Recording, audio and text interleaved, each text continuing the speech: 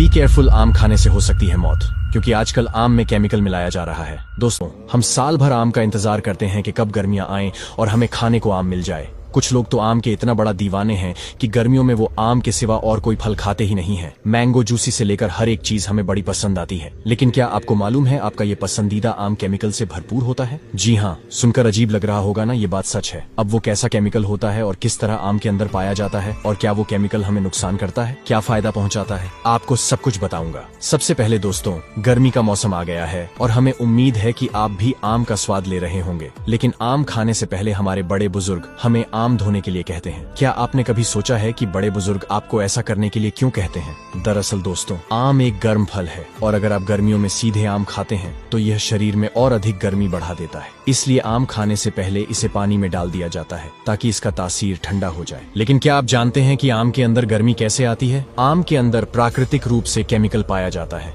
जैसे phytic acid कहता है, और यह रसायन हमारे शरीर में गर्मी पैदा करता है। ऐसे में अगर आप आम को डायरेक्ट तोड़कर खा लेंगे तो ये केमिकल शरीर को नुकसान पहुंचाता है, और इसी वजह से अधिकतर लोग जब आम खाते हैं तो उसके बाद उनके शरीर में पिंपल्स निकलने लगते हैं। आपने अक्सर देखा होगा कि आम खाने से लोगों को मुंहासे हो जाते हैं। इसके पीछे का कारण कुछ और नहीं बल्कि आम के अंदर पाया जाने वाला यह रसायन है जो आम को गर्म कर देता है, और शरीर में गर्मी के कारण ही पिंपल्स होने लगते हैं। लेकिन अगर आप आम को अच्छी तरह से पानी में भिगोकर कुछ देर के लिए रख देते हैं तो यह रसायन निकल जाता है, जिससे जब आप आम खाते हैं तो शरीर में गर्मी नहीं होती है और आप आम के असली स्वाद का आनंद ले पाते हैं। लेकिन दोस्तों, आम को सिर्फ उसके अंदर पाए जाने वाले केमिकल की वजह से ही नहीं बल्कि उस पर लगे केमिकल की वजह से भी धोया जाता है। जी हाँ, आम में एथिलीन नामक हार्मोन आम को प्राकृतिक रूप से पकाने में मदद करता है। जैसे जैसे फल बड़ा होता है वैसे वैसे उसके अंदर एथिलीन की मात्रा भी बढ़ती है और फल के पकने की प्रक्रिया भी शुरू हो जाती है, और धीरे धीरे कच्चा फल पक जाता है और उसका टेक्सचर खुशबूदार हो जाता है और वो स्वाद में भी मीठा हो जाता है। लेकिन दोस्तों, आम को समय से पहले इसे पकाने के लिए कुछ लोग यही प्रक्रिया केमिकल मिला के करते हैं, जहाँ आम को कच्चा तोड़ लिया जाता है और फिर इसे कम समय में पकाने के लिए कैल्शियम कार्बाइड नामक औद्योगिक रसायन का उपयोग किया जाता है। आम पर इसका प्रभाव एथिलीन के समान होता है और इस प्रकार आम कम समय में पक जाता है ताकि अधिक से अधिक लाभ कमाया जा सके। लेकिन इस प्रकार का आम हमारे लिए बिल्कुल भी फायदेमंद नहीं होता है, बल्कि इसे खाने के बाद कैंसर जैसी खतरनाक बीमारी हो सकती है। जब आम पेड़ में पकता है तो वो जड़ों और मिट्टी में से न्यूट्रिएंट्स और मिनरल्स को अपने अंदर भर लेता है, जिसकी वजह से जब हम आम खाते हैं तो हमें आम का फायदा मिलता है। लेकिन उसी आम को जब कच्चा तोड़कर केमिकल्स की मदद से पकाया जाता है तो वो पक तो जाता है और उसमें स्वाद भी अच्छा आता है, लेकिन उसके अंदर न्यूट्रिएंट्स कई गुना कम हो जाते हैं, जिसके वजह से वो आम फायदा देने की बजाय नुकसान करता है।